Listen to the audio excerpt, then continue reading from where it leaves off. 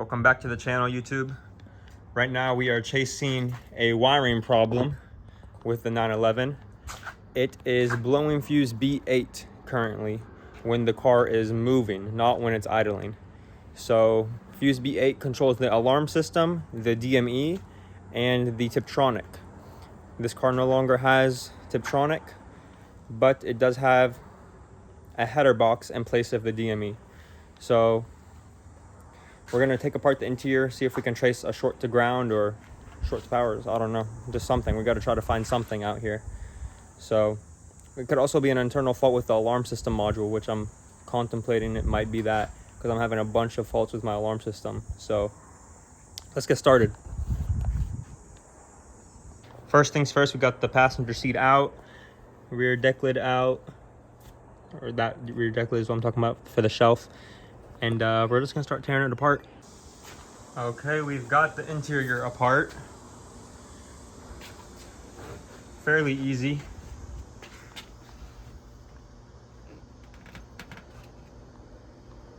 Now we have the wiring harness exposed along this side,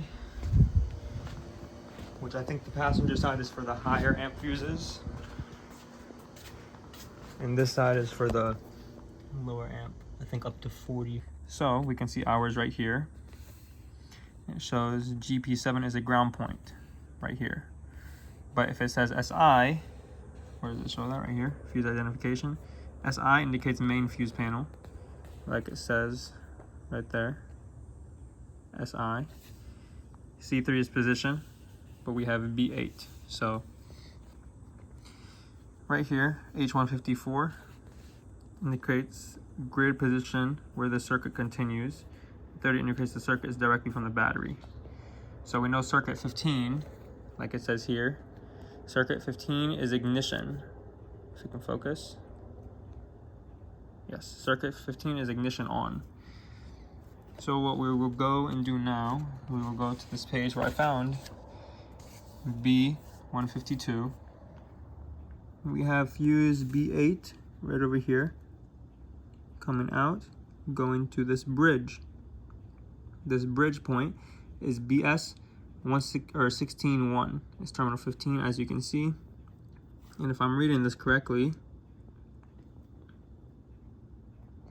it goes to the CU alarm, CU DME. I'm pretty sure CU is control unit, and it says Tiptronic.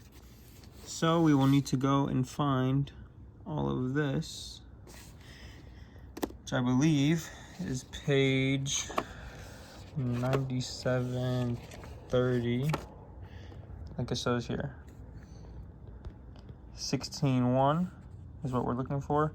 Black brown wire. Assignment, terminal 15, fuse B8. 16.1 is in the relay position number 11, but there's no relay, it's just a bridge point. What a bridge point is, I've never heard of till now. I'm guessing it's where the wire continues, so it'll bolt down the wire there or feed it in, and then it'll continue through a circuit, I guess, from there. Maybe so each wire is shorter. I don't know, we'll find out once we get under the car. So what we did, we tested for a short to ground from the B8 fuse, the load side of the fuse. So the fuse is removed and we're testing from the load side to the negative battery terminal, and we put it on resistance with everything disconnected, with the header box disconnected, with the alarm system control unit disconnected, and with the battery disconnected. We just have it on the terminal for it. So we got, well, let me double check what we got. Measuring from fuse B8 to negative battery capable with battery disconnected, about 120,000 ohms. So I wiggled the harness and no drastic change. So what I'm gonna do now is test along the harness for terminal 15 to the ME. So from the bridge point to this connector right here, connector that's located right here, it is connector X2-3. Pin 4 is black and brown. That is the wire we are looking at, that one right there. I'm going to test resistance from here to there, I think to the bridge point, or I might just do to the fuse load of the circuit just to skip the bridge point. And if it's high, from there, I will go to the bridge point and see where the fault is. All right, here we have it.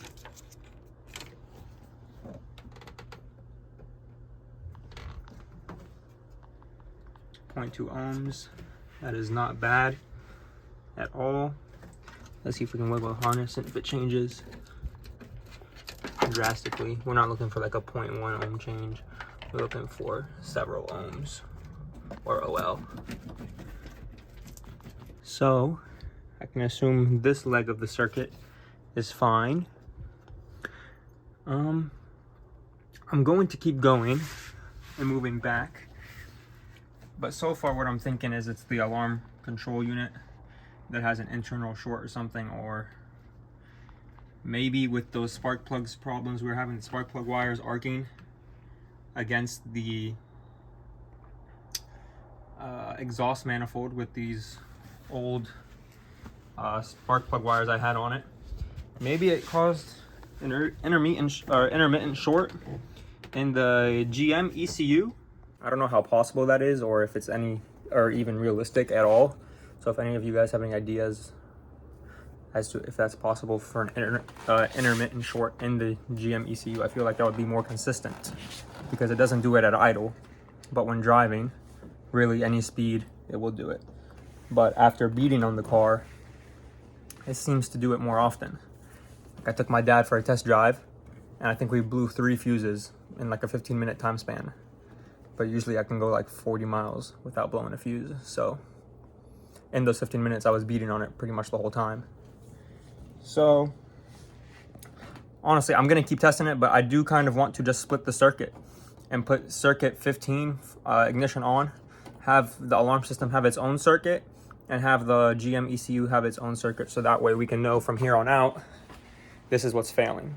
But we're gonna test more. I'm probably gonna check the rest of this power circuit, circuit 15, and then we're gonna check the grounds. Here we are on the other side of the circuit. Going up to this first connector. I believe this is connector A. Yeah, this is connector A. Pin 1 on my harness, but I also had to repin my harness. So I don't know what pin it will be for you guys. And we're getting 0.1 ohms. So we wiggle it around, does it change? No, we're all good there. Okay, so now time to test the ground circuit. Right here we have terminal 15 power coming into the control unit. And then we have the ground, it's terminal 31. It's on grid A167. So flip to A167. A167. You can see it referencing B81 right there. And this is going to ground GP7. So we'll come over here. GP7 is right here under the driver's seat. So we'll check that ground as well. I'm going from the load side of fuse B8 to the ground wire on the alarm control unit. And we're getting OL. So we were getting 200 or 120,000 ohms beforehand, but I had the Tiptronic module plugged in. I had no idea that that was the Tiptronic module. So now we know, we have it unplugged. So now we do have, or we do not have any high resistance anymore. Shaking wires, no short to ground anywhere. So far so good. So I think I'm just going to separate these circuits. Okay, from B8 to the blue connector, pin 36. Get to focus. You have about 0.2, 0.3 ohms. It's a little more than I hoped for. 0.3, but I guess that's still fine. Still within spec. I expect 0.1. I'm testing these, but you know, this is not going to cause any problems for us. Okay, so we just did some more testing. Let me show you guys, where did my test lead go? Here it is. So we have it on the ground for the alarm control unit, and then GP7 ground right here, ground 0.7, 0.1 ohms. We know our ground is good. Probably gonna clean it, take it off the nut and clean it anyways, but it should be good to just split the system at this point to see which control unit is causing our amperage to increase. Because so far, just from doing the static tests, the system looks fine. The wiring looks fine. We did a wiggle test, it looks fine. So yes, if the systems are separate and there's just the alarm control unit and the DME header box, then all things should be fine. Theoretically, that is what I'm thinking. So here we are, B152, fuse B8 over here, comes down, bridge point 1, 16.1. Let's see if I can get this light to focus nicely. It does the control unit, alarm control unit DME, ME7, whatever the heck that is, I couldn't figure it out, and Tiptronic. So Tiptronic disconnected. We should have no problems there, unless there's a short in that harness for whatever reason. But yeah, as long as we disconnect them and separate them, we should be good to move forward. So that's what we're going to do at this point. I believe I'm going to add another circuit for the alarm system. So I'm going to be using these fuse separators. Okay, so unfortunately, we wired all that together, and then the fuse, add a fuse circuit, has an internal open that does not allow it to work. So I've decided just to use the factory fuse, one that's not being used anymore, like B4 for the engine compartment cooling fan. So right now I have the fuse removed, but I've got to reinstall it. And here we are in the rear, testing to see if it's going to have a signal when the ignition is switched on, to see if it is ground switched or not. Because if it is ground switched, then I will just ground it permanently, like I did with the starter switch, since this is now a manual swap. It no longer sees a park neutral safety switch. So let's put in that fuse and measure to see how this is operated. Okay, we can see here it is having voltage. So let's go ahead and switch to another terminal. If it's actually, why does it have voltage at 87? 87 should be, oh, I'm sorry, I'm measuring at 30. Okay, yeah, I measured 30. So 87 is up top. So good, we have it at 30. Now we want to make sure we have up here, which we will not. Yep, correct, we do not. Let's check over here. Here we have 0 volts, so this is grounded. And here we have also basically 0 volts. So let's turn that off. Perfect. So now we're gonna ground that switch and take the signal wire, instead of to the cooling compartment, bring it over here. So that's what we're gonna do.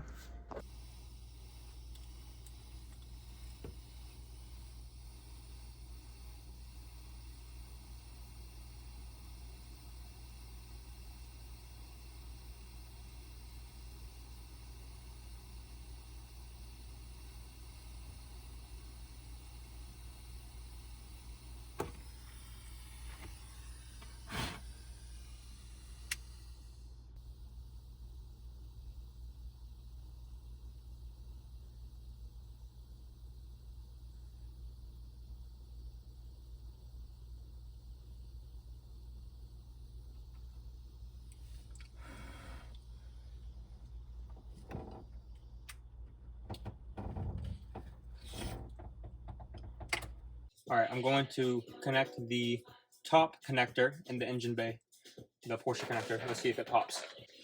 Okay, I plugged it in, the top connector. Now I'm going to plug in the bottom. Mind you, the ECU is disconnected. Okay, never mind. I connected the bottom connector on the ECU. Didn't pop the fuse. Sorry I haven't been recording for a bit. I've made quite a bit of progress, but more problems now. Let me show you guys. So we've gotten a switch for the ECU now. We have the system separate. We added a fuse down there for the switch, and it operates the ECU. So as soon as I would turn it on, the fuse would pop. So I was curious.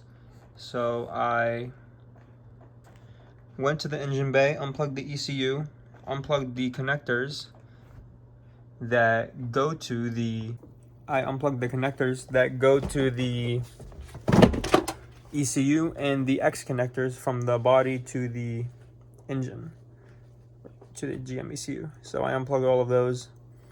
I came back, I replaced the fuse, and when I would turn on the ignition or turn on the switch, the light on the header box would turn on, indicating it's on, it's getting power. So then from there, I went ahead and plugged in both chassis connectors to the engine connectors in the engine bay. Came back, ignition light still on the header box. It's like, okay, fuse not popped, we're still good. I connect the GM ECU, boom, fuse pops. So right from there, I'm like, all right, it's probably the GM ECU is internally shorted, or there's wires going to the GM ECU. Actually, no, it would just be the GM ECU, something internally shorted and within it. If it was two wires heading to it, they would have popped the fuse regardless. So threw in a new ECU I had laying around, used new ECU, and started working. I did not turn on the car or anything because I need to buy credits to tune it on HP tuners since it's a new ECU. But from there, I noticed when I turn off the ECU, the light stays on. That's odd. And I've also noticed my battery voltage is at 10 volts, basically 9 volts now. So I definitely have a parasitic drain. I was like, maybe that's my parasitic drain. So I start unplugging fuses one by one. And once I get to fuse C1, it's labeled engine controls. Once I unplugged it, the header box turned off. Plugged it back in. Now it's not turning on again for some reason, but yeah, it's fuse C1 goes to the MFI plus DI relay, which I honestly don't know the point of it. I need to research the point of it, but now I need to trace wires and see why this relay is sticking. Or, I mean, maybe it is just the relay, but something's not right with this car. This car is kicking my ass. I'm figuring it out slowly, but what's the point? I don't know, it keeps causing so many problems for me, but we'll get back on it, see what we can find out. Okay, so here's the issue. Let's turn on the ignition. Ignition on. ECU on.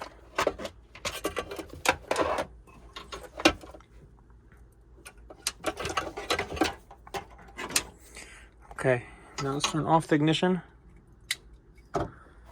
and turn off the key. Yeah, it is still on, yet dimly. So we know we still have power on the MFI plus DI relay on pin 87, pin 30, and pin 86. So it is getting a signal at pin 86 to energize the relay, which is energizing it and allowing it to send power to pin 87 from pin 30. So, you know what, let's check on pin 81. Let's back probe it and see if we're getting power directly to the box. Or not pin 81, sorry, pin A1. That would be this top pin. Let's check right there. Okay. I'm measuring 3 volts right here. I should not be having any voltage. Let's see what happens if I disconnect OBD. If I disconnect the OBD, do I lose voltage? Okay, it has been disconnected. And we lost voltage. It's basically 0. Okay, so let's go at this now. Right over here in the top right is the MFI plus DI relay. We have the top pin as pin 30, as you can see. Bottom pin 87. Now here's the weird part. Here's the ground.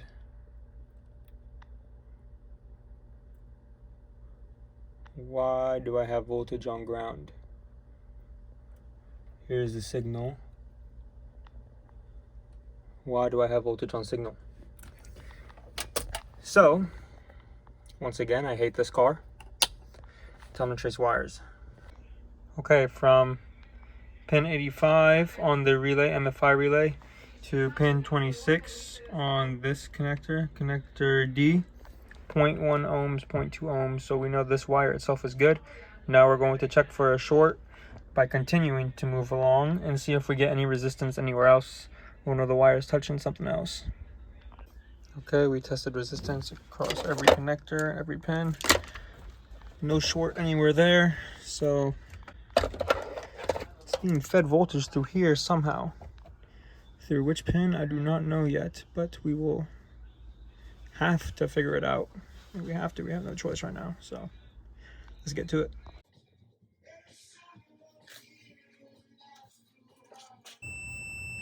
Okay, we're testing the ground from connector J1 to coil 7, and it was at 2.1,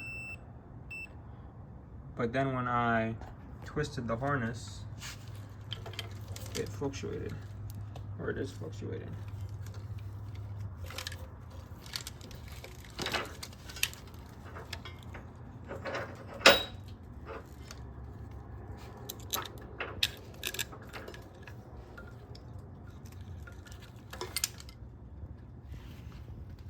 Okay, it fell out now, but you get the memo. So here we are. I got these relays wrong at first, so this is what it's supposed to be, but this is what it is. J1 is the black GM ECU connector, and J2 is the gray GM ECU connector. So from the fuel pump relay on this one right down here for the GM ECU, from pin 87 to the gray connector that sends the signal down to the Porsche relay, it sends a ground signal to actuate. We have a resistance value of 0.1 ohms, which is good. From pin 86 to J1 pin 73, which is ground as well, we got 0.1 ohms. And from pin 85 to J1, which is our power signal to the relay, we have 0.1 ohms. So this is what sends the relay the signal. It is a flipper relay, is what they told me. So it'll send the signal right here. This green white wire sends a 12 volt signal, and then it closes this relay. And because these two wires right here are ground, so 86 and 30 are ground wired. So whenever it closes this relay, because this power is going through, it closes the switch on 86, 85 and 86 close that switch. Then it allows the ground to go through to 87, which in turn goes to pin 11 down here. And then that goes down to the Porsche relay, I believe on pin 85. I'll have to double check my findings. But that wiring is good. So if the relay is not actuating, we know it's a command signal problem, because it will not be sending 12 volts to pin 85. If it's not sending 12 volts, we have an issue there. If it is sending 12 volts and it's not grounding the relay and closing it, then we have an issue on either 86 or 30. But to guarantee and figure that out, we can just put a jumper wire from 30 to 87 if the 30 is good ground. And if the fuel pump runs, then we know the relay is a problem or something command from the ECU is. If we don't have a good ground to jump from, we can just hook a ground to 87 in the body. And from there, we can see if it sends a signal to the Porsche fuel pump to pressurize. But that's besides the point now. That's just thinking ahead of time. Here's the rest of the findings. I found out that the EFI relay literally sends power to everything. Sends it to the heated O2 sensors, to the injectors, to the coils, to the MAF sensor. This is where the power is coming from. It's not coming from the ECU, it's coming from that relay, which is then sending 87. It's kind of like a bridge point. And then it sends all the power throughout the entire system. But here are these findings. And here are more findings. This is coming from the Porsche black connector. The top one is the black connector. The bottom is the gray. We have a couple grays down here, but that's besides the point. This is everything except for these two. Pin 21 and 22 I was not able to find. I will find it. Once I get off the rest of the harness, I'll find it for sure. I'm not going to give up on it. But here's all this in case any of you guys need to do some research, or if you just want to see what I got. This one's a little bit worrying. Pin 73 to black Porsche connector, 4 ohms. That's high, but we'll get to that later. Here's the engine side for the GM ECU.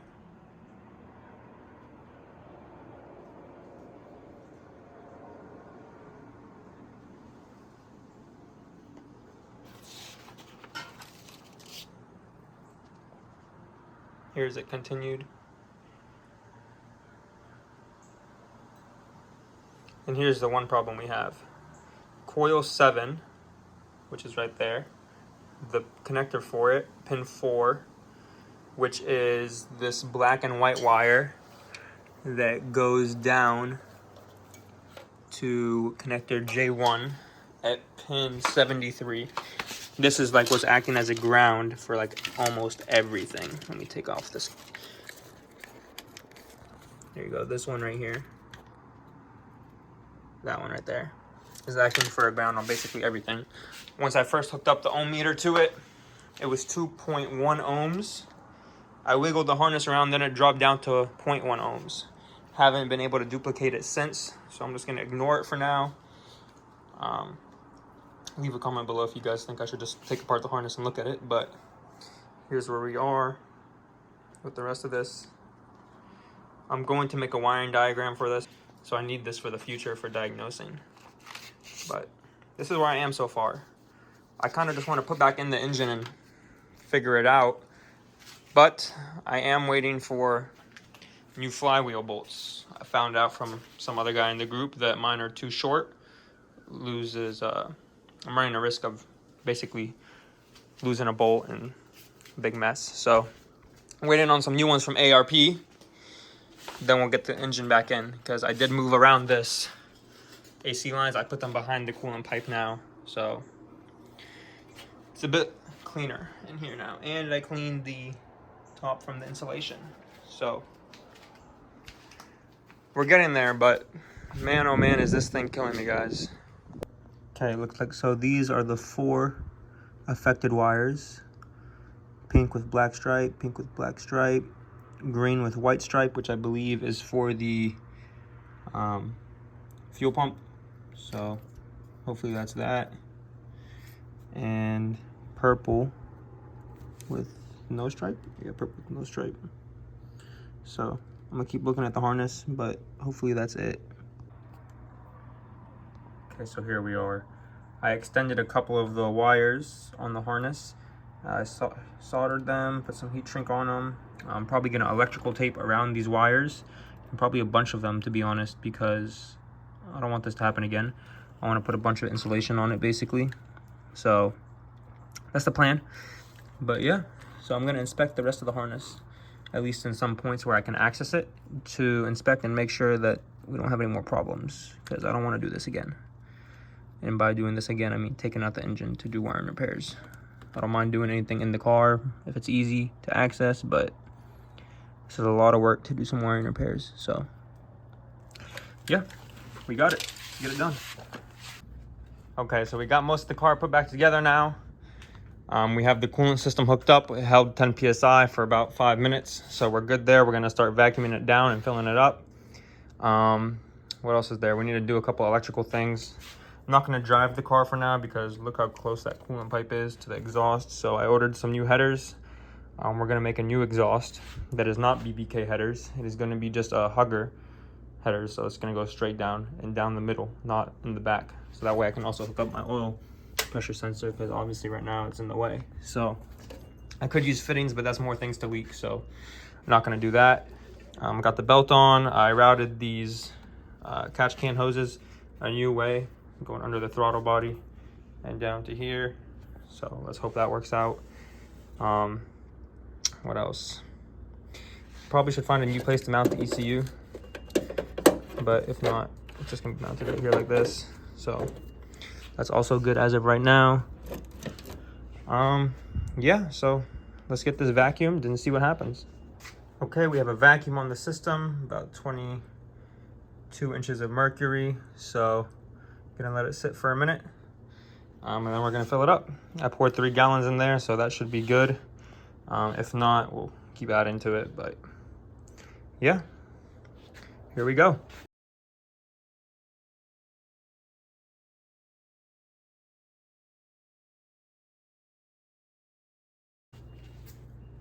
Okay, we are now putting the interior back together, taking a little bit of a break from the engine stuff. It's been a while since I took apart the interior, so I kind of forgot how it goes, but first things first, let's get in the carpet and it should piece together from there. All right, we got a new battery in it, so let's see what it does this time.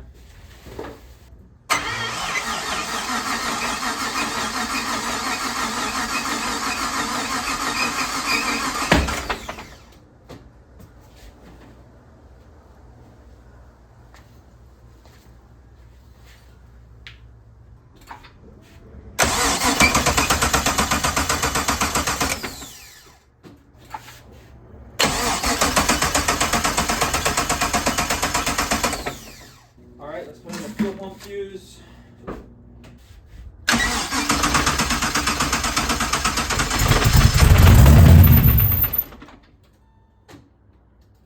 yeah, I need the MAF sensor in it.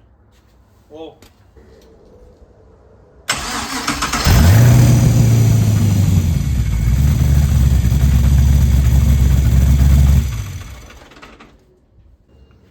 All right, let's try this again.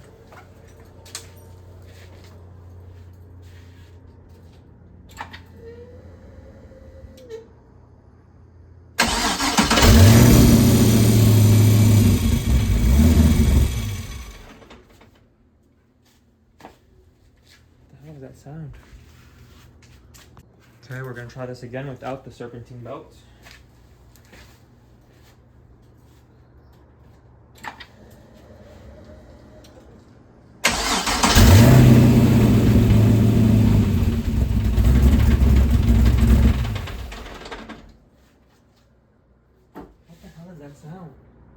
I'm gonna try it one more time because I found the car was in gear. Let's see what happens.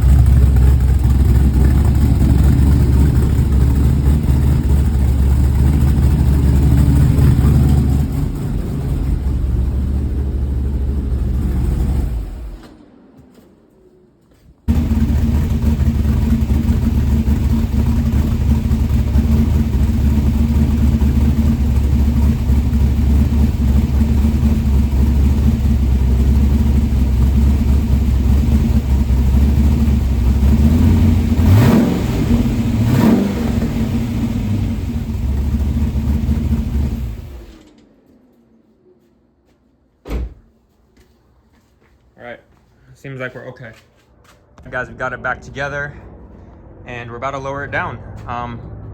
The coolant is bled. It just idled for about 5-10 minutes. It stayed at around 92, 93 degrees Celsius. So we're good. Let's lower it down and see if it moves under its own power.